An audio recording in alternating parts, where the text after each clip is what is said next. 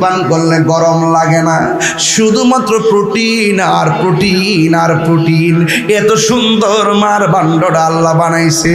কত কিছু পান করছো, কতটুকু করছো? 1 কেজি আপেল খাওয়াই মনে করছো মারে একবারে মন জয়ী করে ফেলাইছো।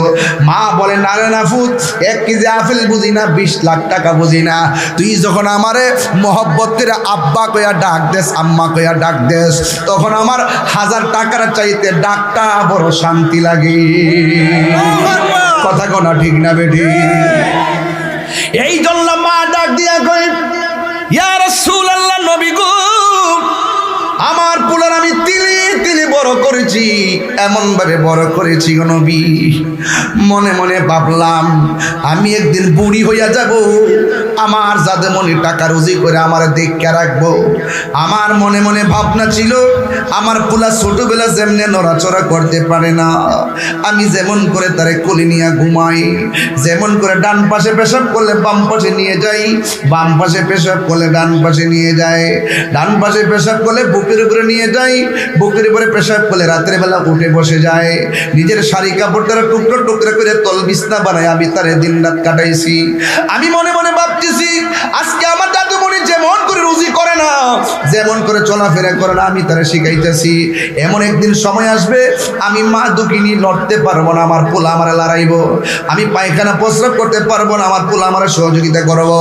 ইয়া রাসূলুল্লাহ, নবী গো, আমার জাদুমণির এমন ভাবে স্বপ্ন দেখে বড় করলাম, আমার জাদুমণি বড় হলো, আমার জাদুমণি চাকরি হয়ে গেল, বয়স যত গেল আমার শরীরটা তত দুর্বল হয়ে গেল, কিন্তু আমি টাকা রুজি আগের মতো করতে পারি না, আমি আগের মতো চলতে পারি না, কাজকর্ম করতে পারি না। ইয়া রাসূলুল্লাহ, নবী, আমার জাদুমণি বড় হওয়ার পর আমার খবর আর নেই না।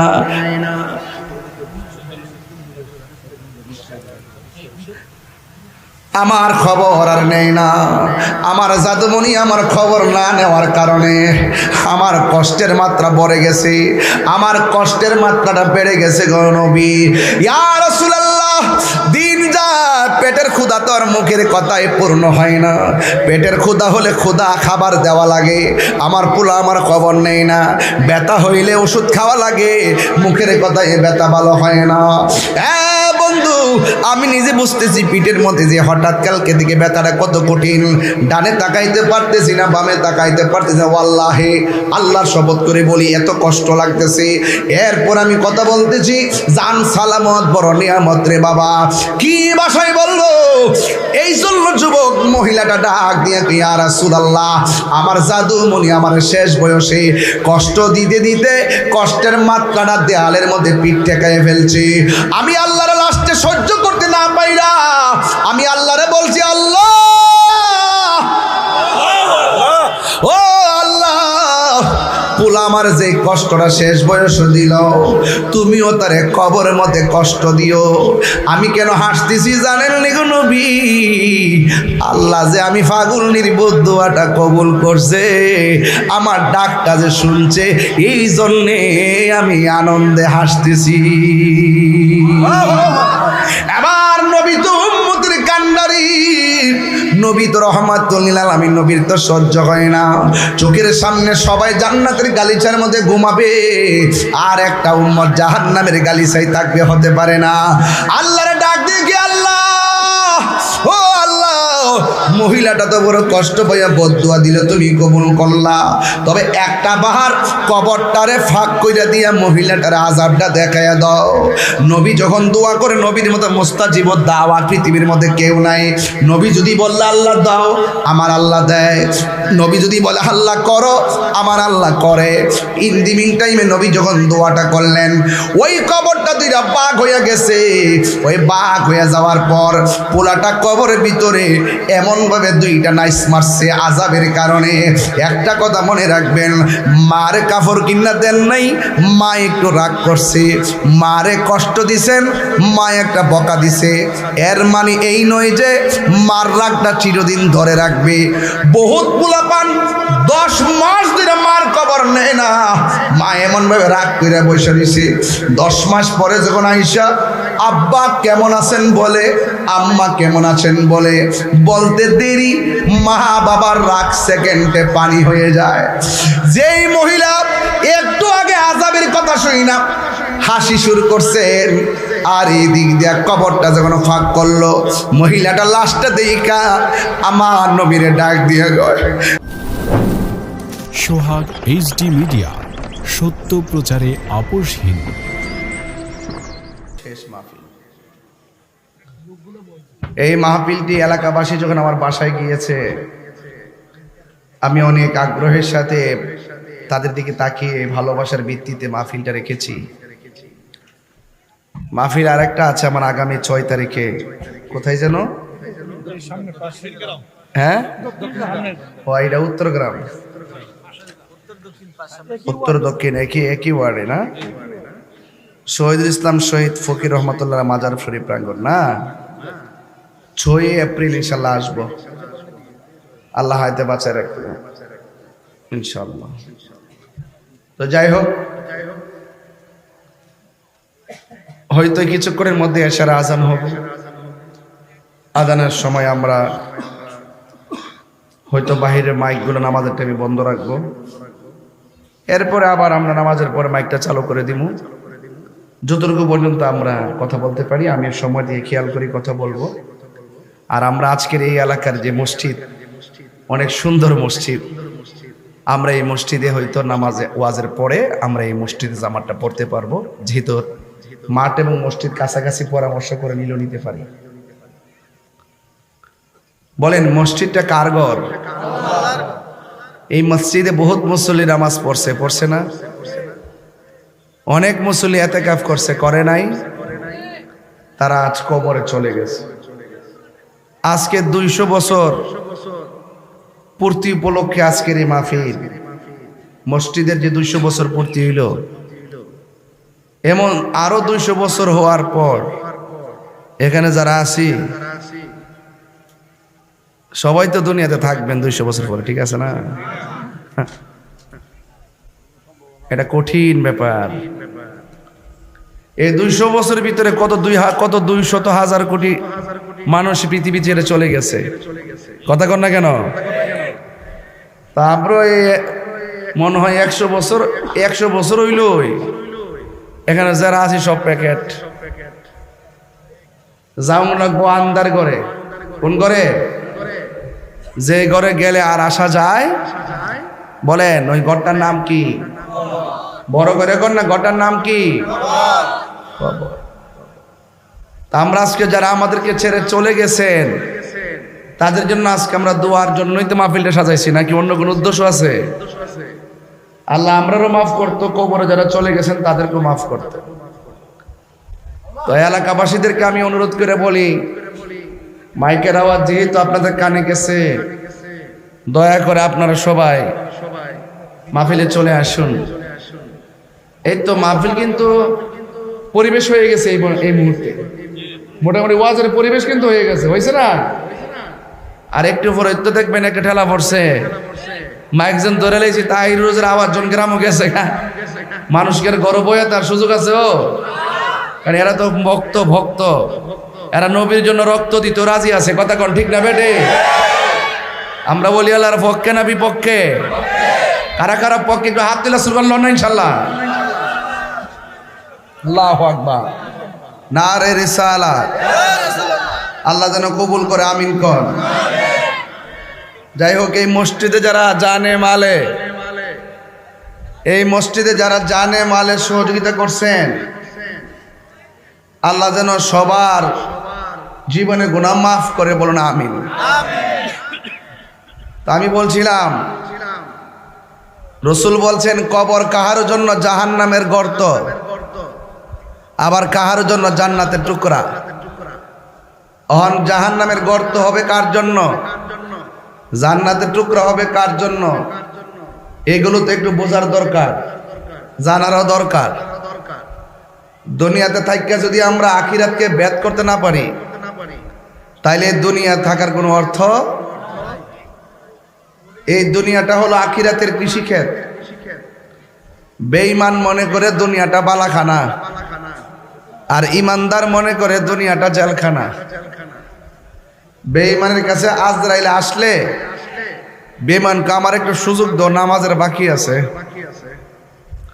আর ইমানদারের কাছে যখন আজরাইল আসে তখন ইমানদার বলে তাড়াতাড়ি লইয়া যাও গা, আমার আর দুনিয়া ভাল লাগে না। আল্লাহ এবং নবীর সঙ্গে দিদারের জন্য মনটা পাগল হয়ে রইছে। তো এই জন্য আপনারা যারা এসেছেন, আমরা কি ইমানদার না বেঈমান? ইমানদার। আজকের এই মাহফিল এমনও আছে কাহার জন্য জীবনের শেষ মাহফিল হতে পারে। আমি আপনাদের খেদমতে শুধু এতটুকু আরজ করব, আল্লাহ আমাদেরকে বানাইছে একমাত্র তার গোলামি করার জন্য।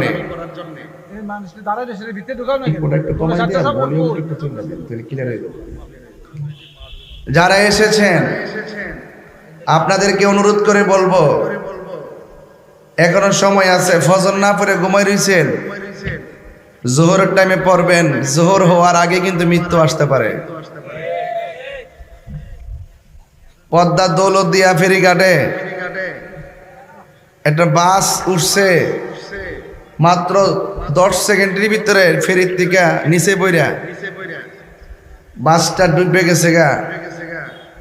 2-3 জন 5 জন বাঁচছে, আর বাকি 30-40 জন বাসের ভিতরে থাকি তারা মারা গেছে। এরা কি জানতো যে বাসের মধ্যে তাদের মৃত্যু হবে? আমরা একটু দোয়া করি তাদের লাগে, আল্লাহ যেন তাদের মরণটাকে শহীদের মর্যাদা দান করে। আমার ভাইয়েরা, আজকের মাহফিলটা এমন হতে পারে কাহারও জন্য জীবনের শেষ মাহফিল।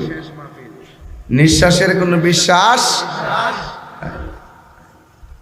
নিঃশ্বাসের কোনো বিশ্বাস নাই। আল্লাহ পাক কোরআনে কারিমের মধ্যে বলছেন, ইন্নাহু হুয়া ইউবদিউ ওয়া ইউঈদ। আল্লাহ বলছেন, নিশ্চয়ই আমি তোমার শুরুর মালিক, আমি তোমার শেষের মালিক।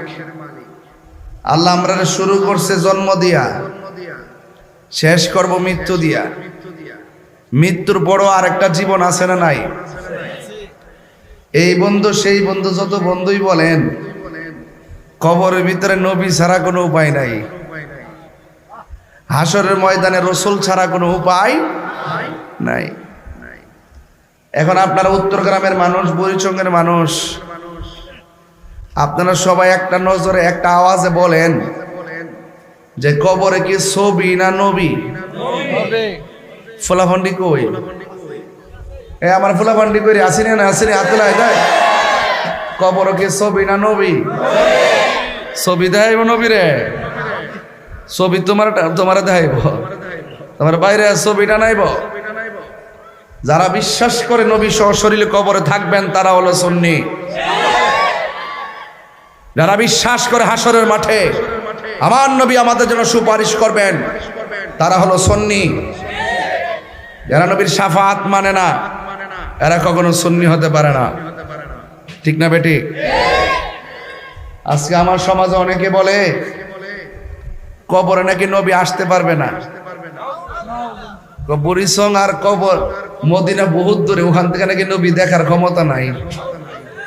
আরে মগা, তোর লাগে মদিনা দূরে, মদিনাওয়ালার জন্য বুড়িচং দূরে না।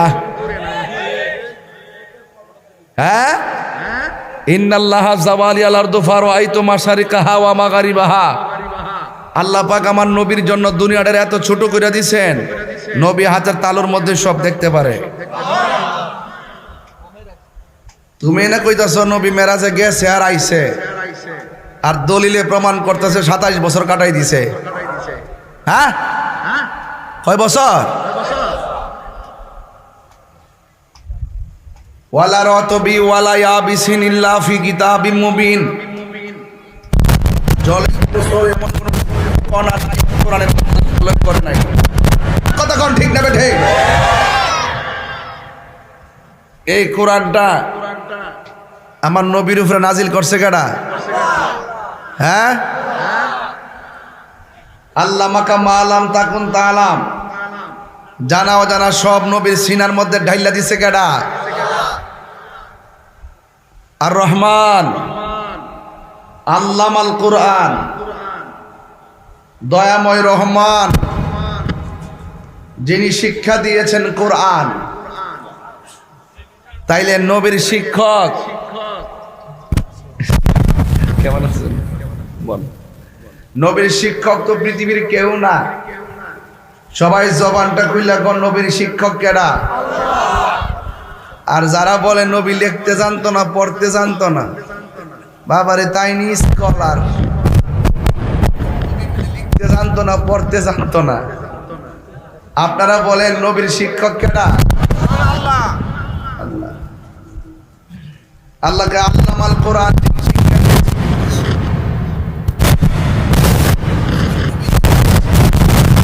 শিক্ষক কেডা? আর শিক্ষাটা কেমন হইব মনে করেন? সাধারণ না। রাসূল বলছেন যে আল্লাহ আমাকে এমন কিছু জানাইছে যেটা অন্য কেউ জানে না। এমন কিছু আল্লাহ দেখার ক্ষমতা দিছে অন্য কেউ দেখে না। এমন কিছু শোনার ক্ষমতা দিছে অন্য কেউ শুনে না। তাহলে নবীজিকে দেখা শোনার ক্ষমতা দিছে কেডা? আল্লাহ কোরআনে কয় ওয়া ইয়াস্তাবিল আহইয়া ওয়ালাল আমওয়াত, যারা মুর্দা যারা জিন্দা তারা এক না। ওয়া ইয়াস্তাবি সমান না, যারা জিন্দা যারা মুর্দা তারা এক না। জিন্দা মানুষ মাহফিল থেকে উঠটা মসজিদে নামাজ পড়বো, মুর্দা মানুষ কবর থেকে উঠটা মসজিদ আইতার তো না। এটা মালিকের ঘোষণা। তাইলে বোঝা গেল দুনিয়ার উপরে তাইকা যত ছড়র ফড়র করো, মরে যাওয়ার পরে আর আসার সুযোগ নাই। আবার এটা বলছে ইন্নাল্লাহা ইউসমিউ মান ইয়াশা, আল্লাহ যারে ইচ্ছা করে তারে কবরের কিছু খবর দেখার ক্ষমতা দান করে। তা আমরা যদি আজকে উত্তরগ্রামের সব ডেরে লইয়া যদি আমার ভাই শাহজাহান সরোর ভাই লইয়া যদি এখন আর যাই গুরুস্থানে যাই, যাইয়া যদি মনে মনে চিন্তা করি যে আজকে কবরে কেডা কেমন আছে একটু দেখতাম চাই, দেখবেন নি? কবর যে কান্তাছে চিল্লাইতেছে আওয়াজ শুনবেন নি? তাইলে বোঝা গেল কবর আওয়াজ শোনার ক্ষমতা সবার নাই। দুইটা জাতি কবর আযাব শুনতো না। গায়রা সাকালাইন, হাদিস শরীফের ভাষা হলো গায়রা সাকালাইন। এই সাকালাইন যত জায়গাতে আসবে দুইটা জাতিকে বোঝায়, একটা হলো জিন আর একটা হলো মানুষ। কারণ ওয়ামা খালাকতুল জিন্না ওয়াল ইনসা ইল্লা লিয়াবুদুন, কে সৃষ্টি করেছেন তার ইবাদতের জন্য। তাহলে জিনের হিসাব হবে, মানুষের হিসাব হবে। জিন কিন্তু সবাই বালা না। কিছু জিন আছে সারাল, কথা শুনে না, ডাহাইত। আবার কিছু জিন আছে তারা মুমিন দেখলে সালাম দেয়। সুবহানাল্লাহ। হক্কানি আল্লাহর ওলিদের কাছে আয়েশা মুরিদ হয়। কি সত্য বলতেছি না মিথ্যা বলতেছি? আয়েশা মুরিদ হয়। নামাজ যখন মসজিদে ওলি আল্লাহরা পড়ে, ওই হক্কানি জিনগুলো আয়েশার পিছনে লাইন ধরে নামাজ পড়ে। সুবহানাল্লাহ কইতেন না? এই বিশ্বাস আপনাদের আসেনি? এই দুইটা জাতির হিসাব ওই হাসরের মাঠে। মানুষের মধ্যে যেমন সুর বাটফার আছে, জিনের মধ্যে আছে। মানুষের মধ্যে যেমন ওলি আল্লাহ আছে, মুমিন আছে, জিনের মধ্যে আছে। তো এই জন্য মানুষের মধ্যে মানুষ সৃষ্টির সেরা। আবার মানুষের চাইতে এমন কিছু মানুষ যারা পশুর চাইতে আরো নিকৃষ্ট। তাইলে বোঝা গেল শুধু মুসলমানের ঘরে জন্মগ্রহণ করলেই আপনার কষ্ট নেই। আমি কথা বলতেছি মানুষটা আসার জন্য। খারাপ লাগতেছে কথাগুলো? আমার একটু পিঠে ব্যথা প্রচুর, এই জন্য আমি ডান বাম তাকাইতে পারতেছি না, হাতটা লড়াইতে কষ্ট হইতেছে।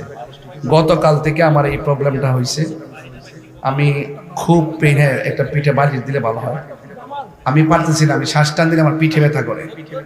ডাক্তার ফুললি বলছে যেন না আসি, শুধু আপনাদের এলাকাতে আসার সুযোগ হয় না। তারপর ভাবলাম যে যদি কথা তো বলতে পারতেছি, ফিজিক্যালি অসুবিধা, কিন্তু কথা শুনলে কিন্তু বোঝা যায় না যে আমি কষ্টে আছি। আমার এতগুলো ওষুধ দিয়ে দিছে, গাড়িতে বসে 2 বার খাইলে যে ওষুধ, তারপরও নি ব্যথাটা কমে। এটা ভারী আলগে দিয়েছিলাম, দেওয়ার পরে পিছনে টানা মারছে, একটু প্রবলেমে আছে। যাই হোক, আমার কথা বুঝতে অসুবিধা হইতেছে? আর কথা বলার উদ্দেশ্য যে বাড়ি ঘরে মানুষ শুনুক, যে আমি আইসা মাইকটা ধরছি, আর কথাগুলো যেগুলো বলতেছি না এগুলো সুর দিয়া বললে এগুলো 1 ঘন্টা লাগলো। আমি তো টাইম না কইলে দিয়েছি, আমি তো কিপটা না যে কিছু কথা জমা রেখে যাবো গা, কথা ঠিক আছে নিও। তো যাই হোক, আমি বলছিলাম মানুষ সৃষ্টির সেরা, আবার মানুষ পশুর চাইতে আরো নিকৃষ্ট। সৃষ্টির সেরা কারা? যারা আশেকে রাসূল। কথা কথা গেলে সৃষ্টির সেরা কারা? যারা আশেকে রাসূল। সৃষ্টির মধ্যে সবচেয়ে নিকৃষ্ট কারা? যারা দুশমনের রাসূল। এক কথা কোন ঠিক না বেঠে? আমরা কি আশেকে রাসূল না দুশমনের রাসূল? তো আশেকে রাসূল যারা, তারা নবীর শান শুনলে ভালো লাগে, আর দুশমনের রাসূল যারা, তারা নবীর শান শুনলে কষ্ট পায়। তো এই জন্য আল্লাহ পাক বলছেন ফি আইয়ি সূরাতিন মা শাআ রাক্কাবাক, আমি আমার বান্দারে যে চেহারাটারে আমি আল্লাহ নিজের হাত দিয়ে বানাইছি। এরপর বলতেছে লাকাদ খলাকনাল ইনসানা ফি আহসানি তাকবীম। এর লাকাদ বলছে দুইটা তাকিদ, লাম অর্থ অবশ্যই, কদ অর্থ অবশ্যই। আল্লাহ বলছে অবশ্যই অবশ্যই। খলাকনা এটা দেখতে দেখা যায় জমার সিগা, কথা কি ঠিক আছে কিনা? কিন্তু এখানে আল্লাহকে আমি সৃষ্টি করেছি, তাহলে এখানে আল্লাহ পাক আমি সৃষ্টি করছি, এটা হলো আজমতে শান। এটা কি আল্লাহর ক্ষেত্রে আজমতে শান, আল্লাহকে আমি সৃষ্টি করেছি। ইনসানা মানুষকে ফি আহসানি তাকবীম, আহসান এটা ইসমে তাবদীলের সিগা। হাসান অর্থ সুন্দর, আহসান অর্থ হইল অধিক সুন্দর। আমি আল্লাহ মানুষকে অতীব সুন্দর নমুনায় সৃষ্টি করেছি। তা আপনার কাছে অমুকের মাইয়াটা কালা লাগতে পারে, আল্লাহকে তোর কাছে যারে কালা লাগে আমি তারে বড় মহব্বত করে বানাইছি। তাহলে বোঝা গেল ধনী দরিদ্র, সাদা কালো, বাইকটা লম্বা, মোটা চিকন, এগুলো নিয়ে তিরস্কার করা যাবে না, কারণ এটা সব কার? আল্লাহ পাক কোরআনের মধ্যে বলছেন কাইফা তাকফুরুনা বিল্লাহি ওয়া কুনতুম আমওয়াতান ফাআহইয়াকুম সুম্মা ইউমীতুকুম সুম্মা ইউহয়িকুম সুম্মা ইলাইহি তুরজাউন। আমি আল্লাহ মানুষকে নির্জীব থেকে সজীব করেছি। তুমি ছিলে পানি। উত্তর গ্রামের বাবারা বলুন তো আমরা ছিলাম কি? পানিটারে রক্তের ফুটা বানাইছে কারা? রক্তটারে গোশতের ফুটা বানাইছে কারা? গোশতের টুকরা থেকে দেহ বানাইছে কারা? ভিতরে রড ঢুকাইছে কারা? রড কিতা? হ্যাঁ মাগো, রড দিছি না, রড ঢুকাইছে কারা? বিল্ডিং এর সিমেন্ট আর বালু দিলি কিতা বিল্ডিং টা টিকে যাবো গা? রড লাগবো নি? তাহলে ফাউন্ডেশন দিয়ে ভাঙ্গে হুক করতে পারবো? সাত দিতে গেলে লাগেনি রড? লাগে। আচ্ছা আস্তে আস্তে আস্তে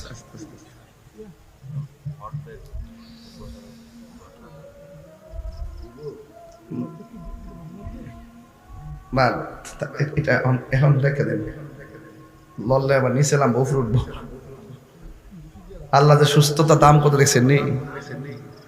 ওয়াজ করে ঠেললে নাই না, আর এখন ঘাটটা লাগাইতে পারতেছি না। আল্লাহ যেন সুস্থ করে, আমিন কন। এটা হঠাৎ করে হয়েছে গতকাল। যাই হোক, কথা বলতেছি।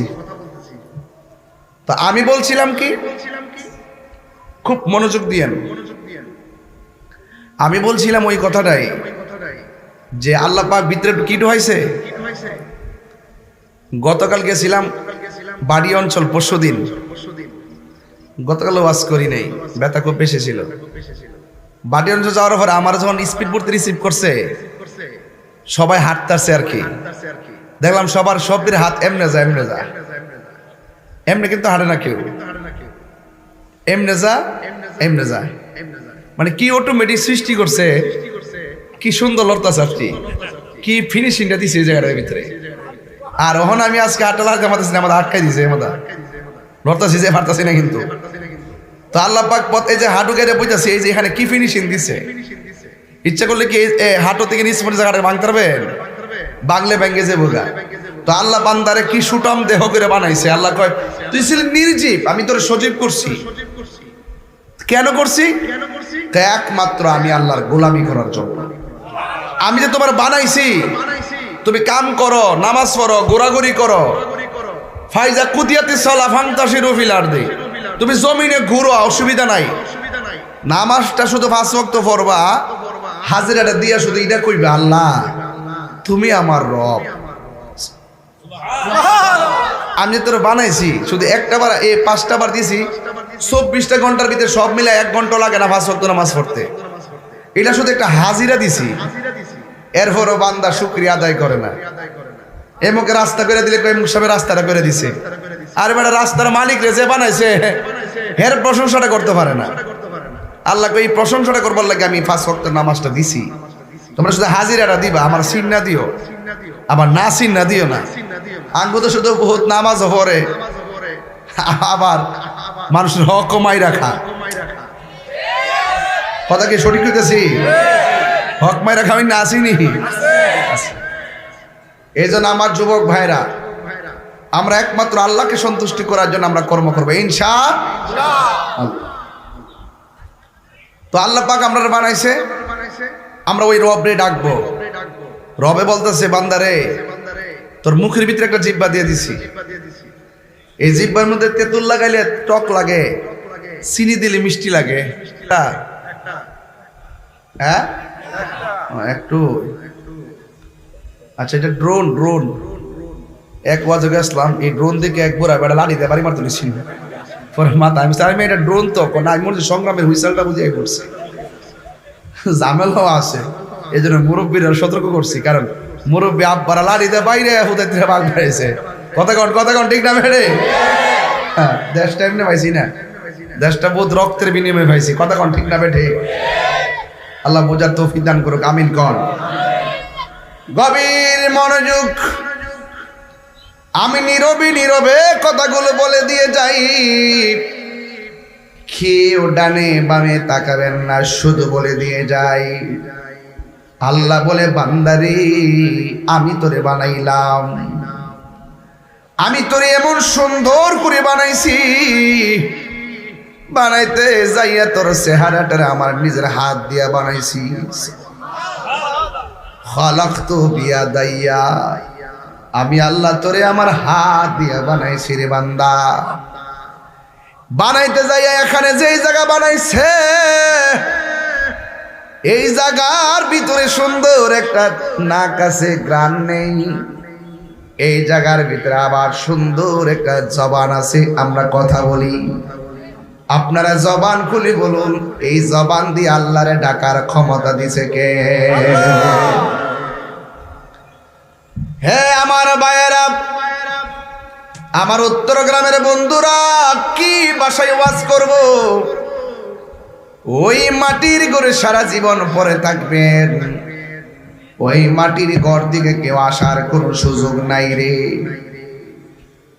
ঘরের টিনের ঘরের চাল যদি একটু ছিদ্র হয়ে যায়, মালিকের ছিদ্রটা বন্ধ করে যেন পানি না পড়ে। আর আপনারা আমার আব্বার কবর ভিতরে বৃষ্টির পানি এমন ভাবে ঢুকতেছে, একটা দিন খবর নিলাম না যে পানিতে ভরপুর হয়ে গেছে। কবরে দেওয়ার পর 3 দিন পরে নাকটা পচে যায়, 6 দিন পরে হাতের নখগুলো উঠে যায়, 9 দিন পরে মাথার চুলগুলো খুলে পড়ে যায়, 17 দিন পরে পেটটা ফেটে যায়। একের পর এক যাইতে যাইতে আপনার দেহের গোশতগুলো হাড্ডি থেকে আলাদা হয়ে যায়। 60 বছর পরে দেখবেন কবরের ভিতরে আপনার হাড্ডিও নাই, গোশতও নাই। আপনারা জবান খুলে বলেন, এত সুন্দর মায়ার দেহটা মিশাইয়া দিছে কে? আবার খবর নিয়ে দেখেন বাবা শাহজালাল 700 বছর হয়ে গেল, মানুষের গোশত মাটি পোকা খেয়ে ফেলে, আবার মানুষের গায়ের ভিতরে মাটিও টাচ করে না। 100 বছর না 500 বছর না, যেমন দেখো এমনই কবরে পাওয়া যায়। এমন ইতিহাস বিশ্বের জমিনে আছে না নাই? এখন প্রশ্ন হলো বাবা শাহজালাল, ও আল্লাহর প্রেমিকগণ, আমাদের দেহ মাটি খাইয়া ফেললো, আপনাদের দেহের ভিতরে মাটি টাচ করে নাই, তার কারণ কি? কারণ একটাই হলো, কারণ মানুষের ভিতরে একটা জায়গা আছে, ওই জায়গাটার নাম হলো কাল্ব। নাম কি? আর জোরে গণ। শরীরটারে ভালো রাখার খাবার আছে, আর কলবটারে ভালো রাখার খাবার আছে। দুনিয়ার মানুষ শরীরটারে ঠিক করবার লাইগা কত কিছু খাই রে। আর প্রেমিক যারা হবে তারা দুনিয়ার খাওয়ান কমায়া দিয়া কলবের খাদ্যের তালাশ করে। গিজাউল কালবে যিকরুল্লাহ, অন্তরে খাদ্য হলো একমাত্র আমার আল্লাহ পাকের জিকির। কার জিকির? আল্লাহ আল্লাহ আল্লাহ क्या मुबारक नाम है, अल्लाह अल्लाह आशिकों का काम है। मौत का सिन कुल्लु नासिन शारिबुन, कब्र बैतिन कुल्लु नासिन दाखिलुन। सब মানুষ মৃত্যুর স্বাদ গ্রহণ করতে হবে গো। সব মানুষ একটা ঘরে ঢুকতে হবে। এই মুহূর্তে যদি যুবক তোমাকে ডাক দিয়া বলে, যুবক রে, উত্তর গ্রামের গোরস্থানে আজকে রাত্র 2টার সময় যাইবা, 2টার সময় যাইয়া ওই কবরে যাইয়া একটা ভাঙ্গা কবর রাত্রে ঘুমাইবা। যুবক বলবে, তাহিরে হুজুর, ওই 2টার সময় যাইয়া ভাঙ্গা কবরে শুইব। এই কবরটা যদি আমার আব্বারও হয় আমি পারবো না, আমার ডর করে। অথচ যে এই গোরস্থানে রাতের বেলা 2টার সময় যাইতে পারেন না, ওই কবরের ভিতরে একদিন সারা জন্ম আপনাকে পড়ে থাকতে হবে। আল্লাহর রাই তৈলে ডরাই, রাত পোহাইলে ডর ভয় সকলি ভুইলা যায়। দিন রাইতে তোমার বান্দা কলবে যেন পাই, দিন রাইতে তোমার বান্দা কলবে যেন পাই। আল্লাহ রাই তৈলে ডরাই, রাতে পোহাইলে ডর বয়স কলি ভুইলা যায়। আল্লাহ আমি সৃষ্টি, তুমি স্রষ্টা, আমার কিবা সাধ্য, যখন তখন উইরা যাইতে উত্তর গ্রামবাসী বাধ্য। আল্লাহ আমি সৃষ্টি, তুমি স্রষ্টা, আমার কিবা সাধ্য, যখন তখন উইরা যাইতে এই তাহিরি বাধ্য।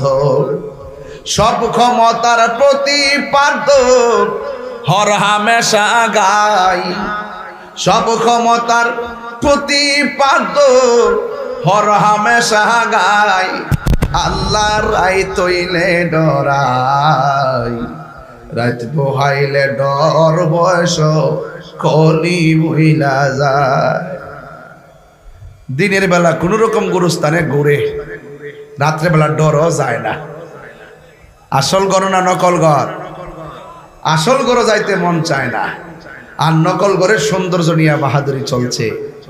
আসলের দ্বার কেউ দাঁড়ে না, নকল নিয়ে টানাটানি চলছে। কথা বলেন ঠিক না বেঠি?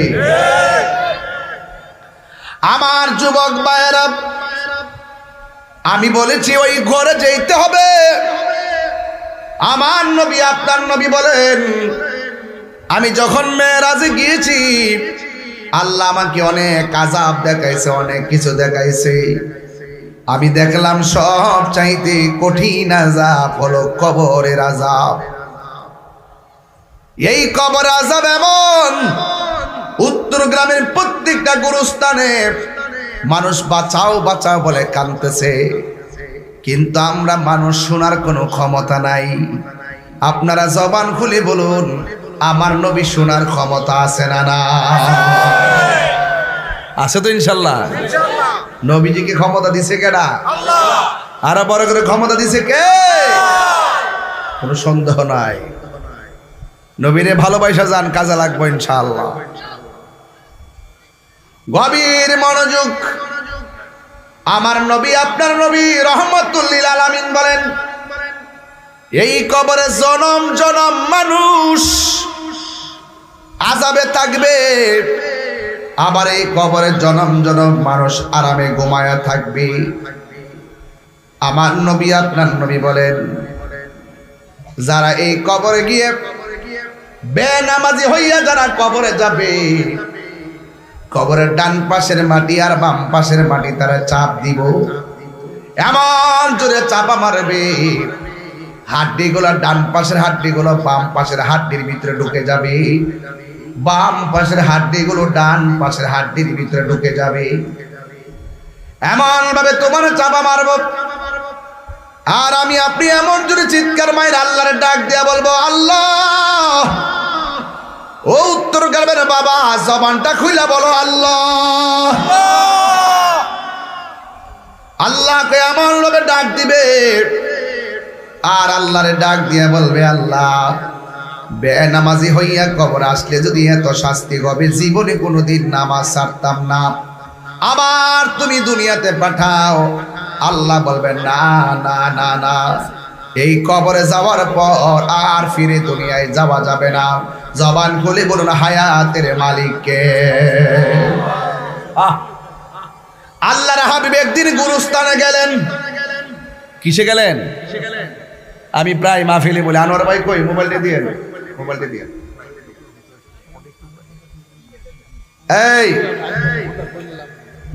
খবরদার,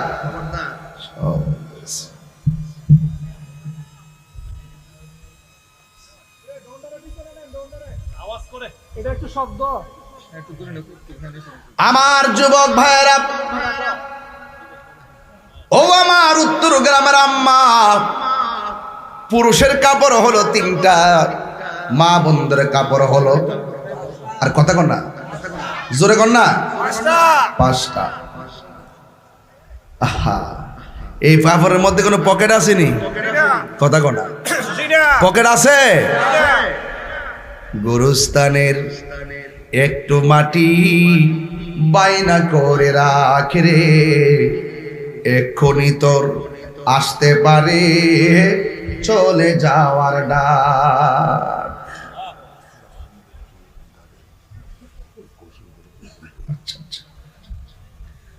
বাবা, আমার যুবক ভাইরা যারা দাঁড়াইতেছেন, আপনারা বয়ে যান গে, আস্তে আস্তে দেখেন সুন্দর হয়ে যাবে পরিবেশটা।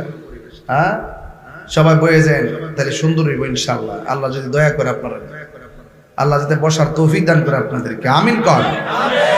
গুরুস্থানের একেটো মাটি বাইনা করে রাখে রে, এক্ষুনি তোর আসতে পারে চলে যাওয়ার ডাক। ওরে মন,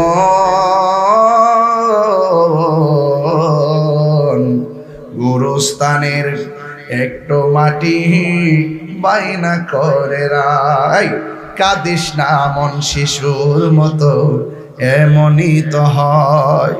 এই তো জীবন অন্যের দেয়া, তোর তো জীবন নয় রে, তোর তো জীবন নয়। খাঁচার ভিতর প্রাণের ময়না, চিরদিন আর আপন রয় না। খাঁচার ভিতর প্রাণের ময়না, চিরদিন আর আপন রয় না। হঠাৎ করে পালিয়ে যাবে একটু পেলে ফাঁকে রে, গুরুস্থানের একটু মাটি বায়না করে রাখে রে, এখনই তোর আসতে পারে চলে যাওয়ার ডাক। দুনিয়ার মানুষ জায়গার বায়না করে, অ্যাডভান্স করে, স্ট্যাম্প করে, দলিল করে, কথা কোন ঠিক কিনা? আমি বলছি গুরুস্থানের একটু মাটি বাইনা করে রাখ, শুধুমাত্র 1 কোটি টাকা দিয়া গুরুস্থান বানাইয়া পারিবারিক গুরুস্থান বানাইলেই বাইনা হবে না। কবর যেখানে হোক না কেন, কবরের মাটি বাইনা হলো, টাকা দিয়া সেই বাইনা করলেই কিন্তু হবে না। কবরের বাইনা করতে হবে ঈমান এবং আমল দিয়া। কথা বলেন ঠিক কিনা? ঈমান এবং আমল দিয়া বাইনা করতে হবে। ঈমান আমল যদি ঠিক থাকে, গাঙ্গের মধ্যে বাসাই গেল। ঈমান আমল যদি ঠিক থাকে, গাঙ্গের মধ্যে যদি 2200 জন মাছে যদি আপনার দেহটারে টুকরা টুকরা করে খাইয়া নদীর সঙ্গে মিশা যাচ্ছে, যদি কবর নেওয়া হয়, ওই নদীর মধ্যে এটাই কবর, এটাই কবর। ওই জায়গায় হবে আপনার জান্নাতের বাগান। জোরে কন্যা সুবহানাল্লাহ কন্যা গেলে গা। ঈমান আমল যেখানে থাকে, বিদেশ থাকলেও দাম আছে, দেশে থাকলেও দাম আছে, রাত্রে থাকলেও দাম আছে, দিনে থাকলেও দাম আছে। আপনি যে কোনো গুরুস্থানে আপনার ঈমান আমল যদি ঠিক থাকে, আপনার কবরে আল্লাহ পাক নূরের বাতি জ্বালায় থাকে। ওয়া শিরিল্লাযিনা আমানু ওয়া আমিলুস সালিহাতি আন্না লাহুম জান্নাতিন তাজরি মিন তাহতিহাল আনহার। জান্নাতের শুভ সংবাদ তাদের জন্য যারা নেক আমল করে, যারা ইমানদার। কথা বলেন ঠিক কিনা? ইমান তো উত্তরগ্রাম বাজারে কিনতে পাওয়া যায়। আয় হায়, এটা সহজ জিনিস না। ইমানের বাজারে আগুন লেগে গেছে গা। আঙ্গুদের সাথে কয়েকদিন আগে যারা আন্দোলন করছে, এখন আর করে না। ইরান যুদ্ধ টুদ্ধ নিয়ে কত কাহিনী চলতেছে, আর আন্দোলন নাই, শেষ। চেয়ার ফাইলেছে না, চেয়ার ফাইলে সব শেষ। আমরা কিছু মৌলবী আছে বান্ডেলের লাগে নাইস মারে, বান্ডেল দিলে ঠান্ডা হয়ে যায়। খালি পারছে না, কিন্তু আমরা সুন্নিরা রে ওই কথা কন্টি রাউস না মারো।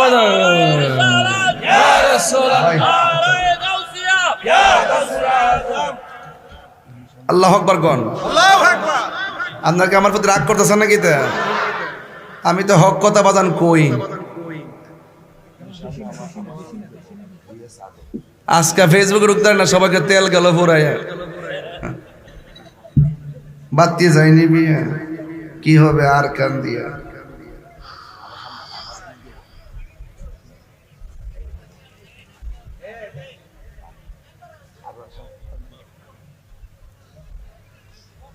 শুধুমাত্র মোটরসাইকেলের লাইন, বাইকের লাইন ধরছে, বাসের লাইন ধরছে, ট্রাকের লাইন ধরছে। এখন আর কেউ আর আন্দোলন করে না।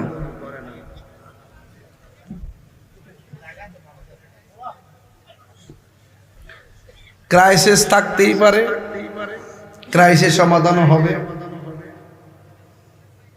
আমি অন্যের কথা কই না, আমরা তো কিছু হুজুর আছে, হুজুর এরা দেখবেন নাইসটা মারবো আর কইবে দিল্লি না ঢাকা। তেল আনতে দেখবে দিল্লি যাওয়ান লাগবো, যেই লক্ষণ দেখ। এরা কিতারে কানাডা লাগছে, কেউ কি দেখো কারেন্টটা লাগছে, কিতা কইছে কারেন্টটা লাগলে জুতালো।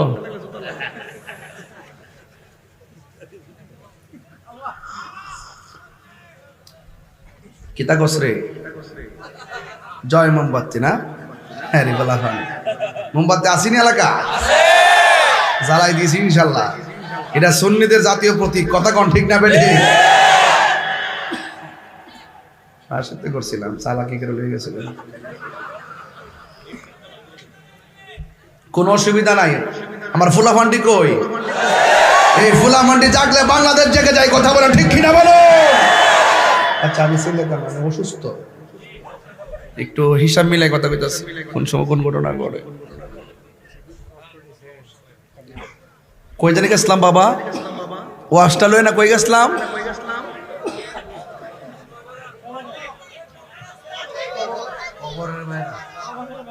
ও বাইনা বাইনা, এই বেটা ঠিক আছে, কাছে বইছো, এলে হিসাব মতো ঠিক আছে।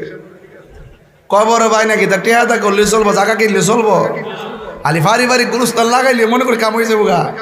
আরে বাপরে, ও তুই সুজা হলি আল্লাহর মাজার ভাঙ্গাল আবার কথা কই। সিন্নি খাইলে কার দ্বারা মোল্লা ছিল না। এই যে সৌলি আল্লাহ নাই লেবাটা লেংটি ভর্তা, আর ওই অলি আল্লাহর মাজার ভাঙ্গার কথা কও। সাবধান, যারা সুফিবাদী লোক, যারা ওলি আল্লাহর ভক্ত, তাদেরকে টাকা দিয়া কিনা যায় না। আমরা তো কত ফোন দেয়, কিষান আপনি আয়েন, হ্যাঁ কত কথা কয়। আমি কি কিচ্ছু চাই না, খালি একটা কথা, ভালো হয়ে যাও মাসুদ, হ্যাঁ, আর কিছু লাগতো না। ভালো সবাই যদি যার যার জায়গা থেকে ভালো হয়ে যায়, আর কিছু লাগতো না। কত কন ঠিক না বেঠে? এটি তো আমার ওয়াজ, নাকি আর কোনো ওয়াজ আছে? সবার কাছে ভালো হয়ে যায়। কবরে গেলে জুতার বাড়ি, বাবা আমার মরণের কতদিন বাকি আমি জানিলাম না গো আল্লাহ, মরণের কতদিন বাকি, সবাই আমার মরণের কতদিন বাকি আমি জানিলাম না গো আল্লাহ, মরণের কতদিন বাকি। আর আজরাইলা শিয়া যখন হস্তে দিবা দরি, আজরাইলা শিয়া যখন হস্তে দিবা দরি, তখন আমার মনা ভাই হরবা লুকা লুকি আমি জানিলাম না গো আল্লাহ, মরণের কতদিন বাকি জানেননি? আর 40 দিনের আগে ভাইরে মৌতের নিশানি, 40 দিনের আগে ভাইরে মৌতের নিশানি। আজরাইল আইসা কাইরা নিব চোখে দিয়া আন্দি আমি জানিলাম না গো আল্লাহ, মরণের কতদিন বাকি আমার, মরণের কতদিন বাকি আমি জানিলাম না গো আল্লাহ, মরণের কতদিন বাকি। জানেননি আপনারা? কেউ জানে না, কেউ জানে না। রাসূলুল্লাহ গুরুস্থানের মধ্যে গেলেন, বলুন আপনারা নবী দেখার ক্ষমতা আছে না নাই? আল্লাহর হাবিব নতুন একটা গুরুস্থানের মধ্যে গেল, যতটা কবর হয়েছে রসুল সব উঁচা উঁচা দেখলেন, প্রত্যেকটা কবরের চিহ্ন আছে রে। নবী আমার গুরুস্থানে ঢুকলেন, আল্লাহ কয় ইন্নাল্লাহা ইউসমিউ মাইয়াশা, আল্লাহ কয় আমি যারা ইচ্ছা করি কবরের ভিতরে কে কেমন আছে দেখার ক্ষমতা আমি দান করি। আল্লাহর হাবিব ওই গোরস্থানের মধ্যে যাইয়া নবী আমার প্রত্যেকটা কবর দিকে আমার নবী তাকাইলেন। সবাই আমার সাথে সাথে বিনায়া বিনায়া কন, বন্ধুরারে আমার, ও আমার উত্তরগ্রামপুরী চঙ্গের বাবারা, কি ভাষাই বলবো। এবার আমার নবী গুরুস্থানে যাওয়ার পর নবী আমার কবরের দিকে তাকায় তাকায় মুস্কি মুস্কি হাসতেছেন। সাহাবায়ে কেরাম বড় আনন্দিত আনন্দিত। হঠাৎ করে আমার নবী ওই গুরুস্থানের ভিতরে সব কবর দেখে দেখে আমার নবী মুস্কি মুস্কি হাসলেন। এবার একটা কবরের মধ্যে আমার নবী গেলেন, ওই কবরটা দেখা আমার নবী চোখের পানি ফালায়া ফালায়া কান্না শুরু করে দিলেন। ও বন্ধুরে বন্ধুরে, ও বাবা। এবার আমার নবী যখন চোখের পানি মুবারক ছেড়ে কান্না শুরু করলেন, ওই মুহূর্তে নবীর সাহাবী ডাক দিয়ে ইয়া রাসূলুল্লাহ, নবী গো, ও মায়ার নবীজি, আপনি সব কবর দেখে আপনি মুচকি মুচকি হাসলেন, একটা কবর দেখে গেল আপনি চোখের পানি ফেলে ফেলে কাঁদলেন, কারণটা দিয়া কয়, হ্যাঁ সাহাবীরা, আমি নবী যাহা দেখি তোমরা তা দেখো না। তোমরা একটা কাজ করো, আমি নবী কেন হাসলাম জানোনি? আমি নবী যখন গুরুস্থানের মধ্যে ঢুকলাম, তাকায়া দেখতেছি এই গুরুস্থানে যতটা মানুষ শুয়ে আছে, প্রত্যেকটা কবরবাসীর নিচে আমার আল্লাহ জান্নাতের গালিচা বিছায়া রাখছে। এমন এমন গালিচা আমরা চাই কি চাই না? আর জবান খুলে কোন চাই কি চাই না? এ বন্ধু, সাহাবীরা কয় নবী গো, তাইলে একটা কবরের দিকে তাকাইয়া কেন আপনি কাঁদলেন?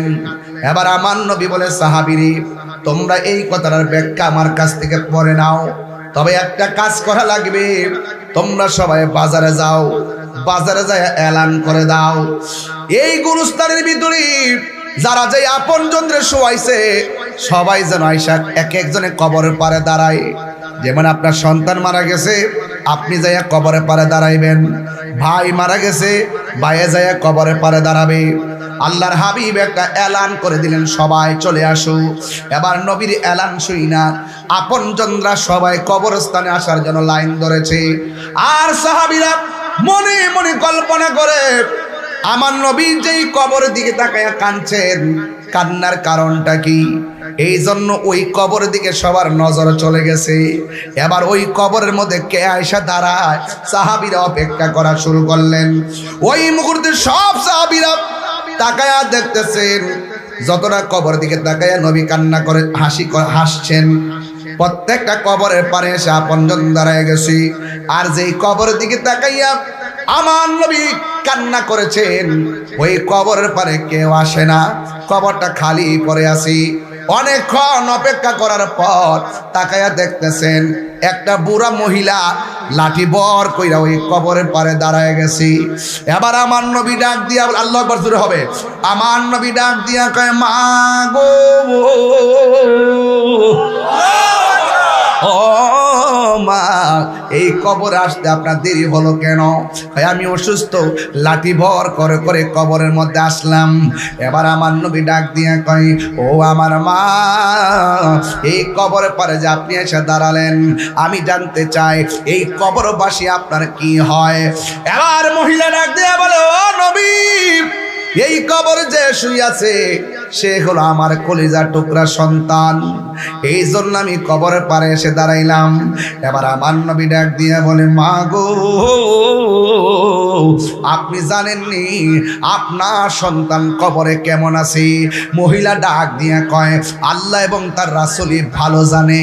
এবার ওই মুহূর্তে আমার নবী, আপনার নবী ডাক দিয়ে কয়, মা, আমি এই গুরুস্থানের মধ্যে এসেছি, এসে যখন সব কবরের দিকে তাকাইলাম, তাকাই দেখলাম সব কবরের মানুষ আরামে ঘুমাইতেছে।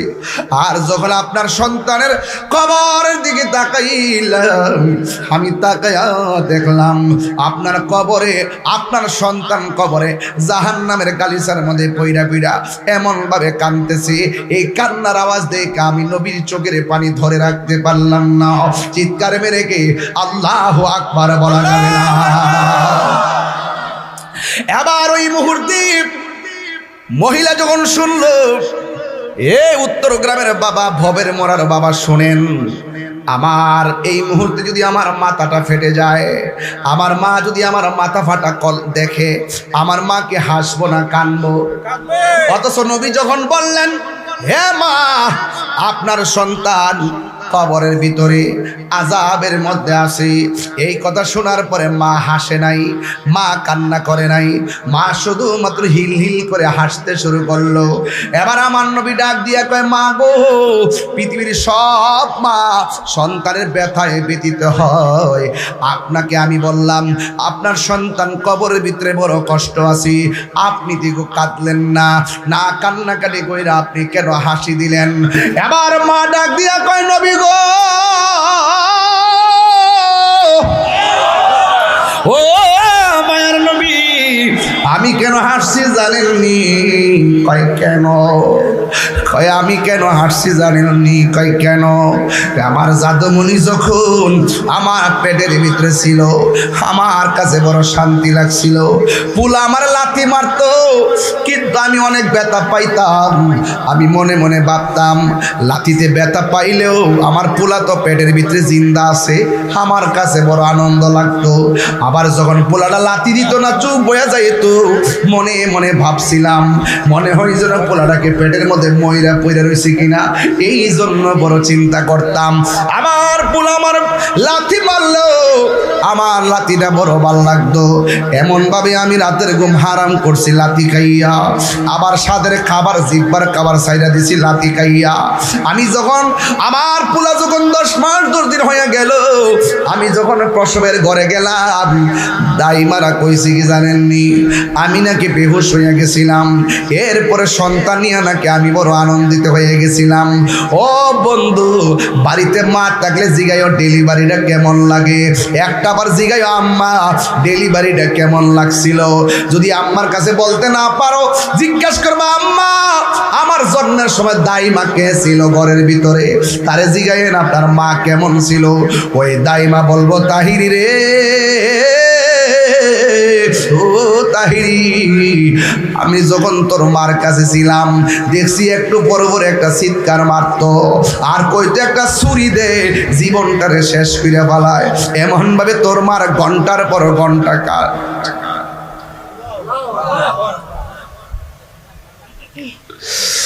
মায়ের একদার দুধের দাম কাটিয়া গায়ের চাম, বাপস বানাইল ঋণ সুদ হবে না, এমন দরদি হবে কেউ হবে না আমার মা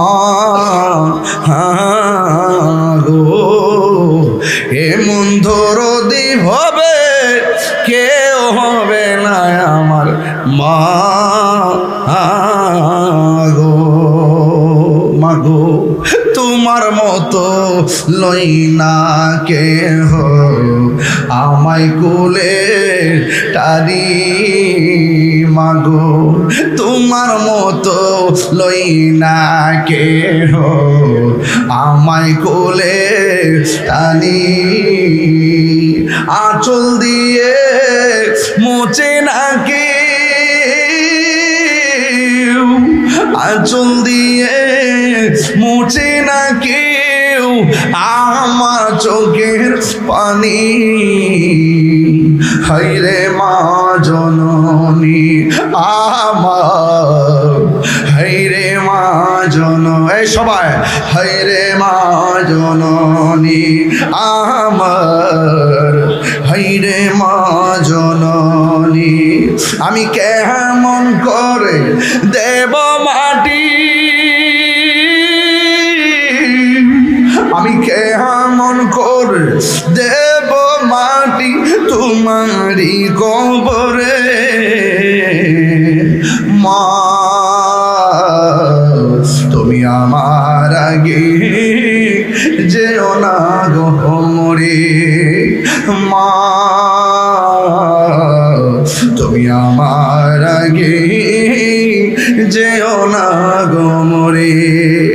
যখন রাত্রি নিঝুম নেই চোখে ঘুম, ঈদের রাত মানুষ মেহেদি নিয়ে ব্যস্ত, ডিজে গান নিয়ে ব্যস্ত, কিন্তু এমন কিছু পোলা পাইল রাতের বেলা চোখের পানি ফালায় কান্দে, ঈদের দিন সকালবেলা নতুন জামা গায়ে লাগায়া চোখের পানি ফালায়া ফালায়া কান্দে, ঈদগায় ঢোকার সময় ব্রিজের গুনায় দাঁড়ায়া দাঁড়ায়া কান্দে।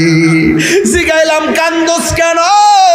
সে কই হুজুর প্রতিদিন মার সালাম করে ঈদগার মধ্যে যাইতাম, বাপের সালাম কইরা ঈদগার জমিনে যাইতাম, কিন্তু আজকে নতুন জামা গায়ে লাগাইলাম, কিন্তু আমার মা দুনিয়ার মধ্যে নাই, আমার বাবা দুনিয়াতে নাই, আজকে বাবার চেহারা না দেখা চোখের পানি ধরে রাখতে পারলাম না।